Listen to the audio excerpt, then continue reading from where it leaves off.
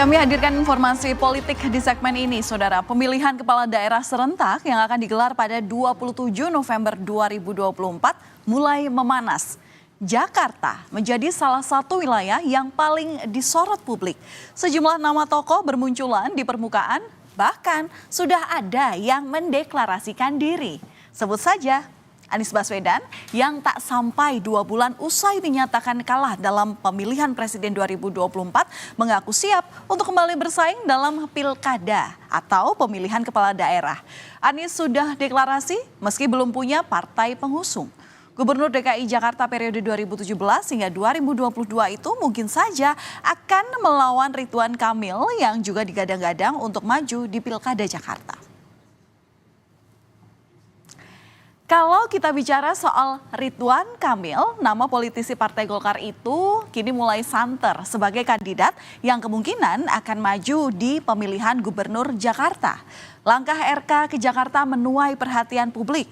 Tentu saja lantaran selama ini RK ini lekat dengan Jawa Barat. Mengingat ia ini merupakan mantan gubernur Jawa Barat dan juga pernah menjabat sebagai wali kota Bandung. Namun sejak Februari 2024 RK kemudian menjadi perbincangan seputar Pilkada Jakarta. Antara lain karena adanya baliho dengan gambar RK yang bertuliskan OTW Jakarta. Meski kemudian RK menjelaskan bahwa itu adalah baliho untuk pemasaran produk perawatan wajah. Tapi ya tetap saja sosoknya sudah mulai lekat dalam obrolan wacana Pilgub Jakarta. RK sendiri sebetulnya telah mendapat golden ticket atau tiket emas untuk berlaga di Pilkada Jawa Barat, baik dari Golkar ataupun dari Gerindra. Wakil Ketua Umum Partai Golkar Doli Kurnia Tanjung mengatakan bahwa Ridwan Kamil lebih berpotensi besar bisa menang di Pilkada Jawa Barat. Sedangkan soal keyakinan Gerindra dan PAN bahwa Ridwan Kamil ini akan menang di Jakarta perlu kajian berdasarkan survei lanjutan yang akan dilakukan di bulan Juli nanti. Partai Gerindra termasuk yang getol menginginkan Ridwan Kamil maju dalam Pilkada Jakarta. Selain Gerindra, anggota Koalisi Indonesia Maju lainnya yakni PAN dan Demokrat juga punya pendapat yang sama. Menyikapi hal ini, Ketua Umum Partai Golkar Airlangga Hartarto juga mempertimbangkan nama RK ke Jakarta. Selain itu, pertimbangan Presiden Joko Widodo pun disebut-sebut tidak lepas dalam konsolidasi partai-partai untuk menentukan calon yang potensial untuk meraih kursi nomor 1 di sini di Jakarta.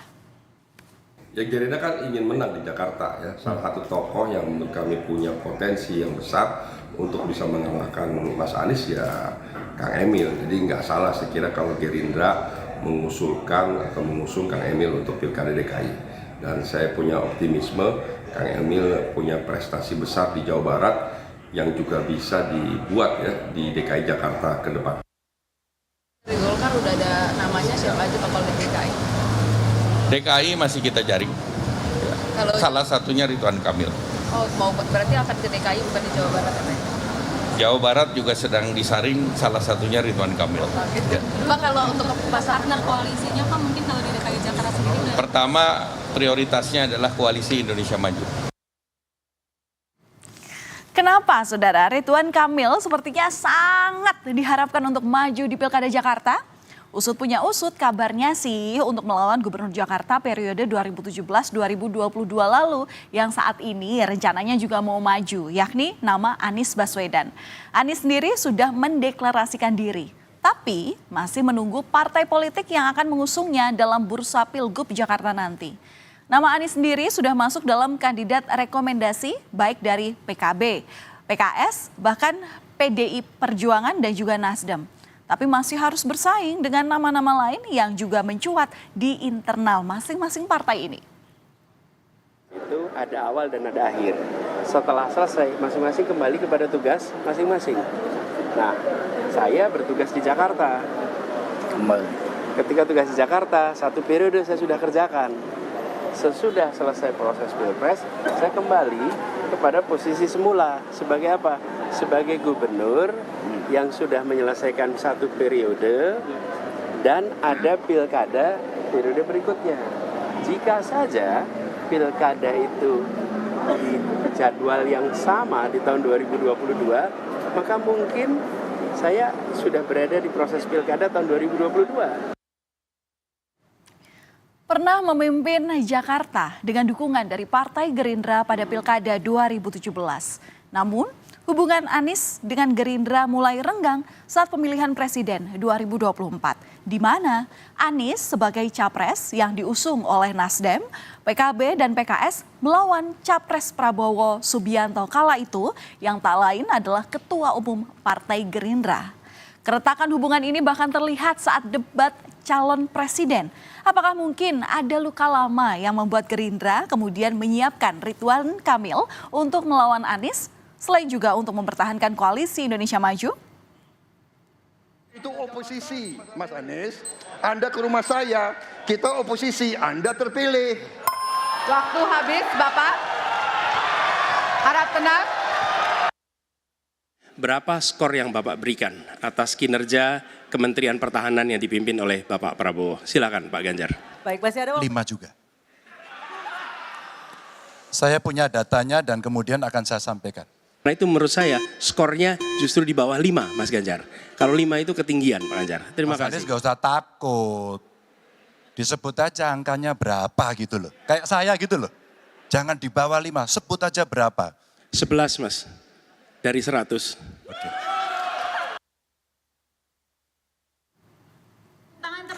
Titik terang untuk Anies bisa maju dalam Pilkada Jakarta antara lain adalah muncul dari Dewan Pimpinan Wilayah atau DPW PKB Jakarta yang telah melakukan deklarasi untuk mengusung Anies Baswedan.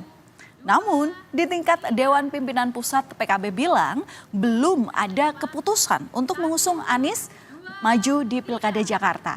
PKB masih menimbang soal peluang Anies. Dan Anies pun harus mengikuti uji kepatutan dan kelayakan terlebih dahulu. Selain PKB ada Nasdem, PKS, dan PD Perjuangan yang dikabarkan juga tertarik pada sosok Anies Baswedan untuk bersaing dalam Pilkada Jakarta mendatang. Menurut Wakil Ketua Majelis Syuro PKS Hidayat Nur Wahid, Anies sudah mengikuti uji kepatutan dan kelayakan di tingkat Dewan Pimpinan Wilayah atau DPW PKS DKI Jakarta. Sementara Ketua DPP PDIP Puan Maharani juga tak menampik jika memang Anies sosok yang menarik untuk dipertimbangkan dalam pengusungan di Pilgub Jakarta. DPW sudah melakukan DPW, jadi kan nah apakah nanti akan di DPP akan dilakukan lagi, nanti akan sangat tergantung dengan keputusan DPP. Ya, di tingkat kabupaten kota sudah berjalan dan kami, nah karena mereka seperti tadi untuk Jakarta misalnya, kan DPW DKI sudah melakukan kajian itu dan kemudian sudah mengusulkan ke DPP, semacam itu. Jadi yang lain-lain juga akan demikian polanya. Nanti kami di DPP akan merapat, kami panggil lagi kawan-kawan dari DPP atau DPD.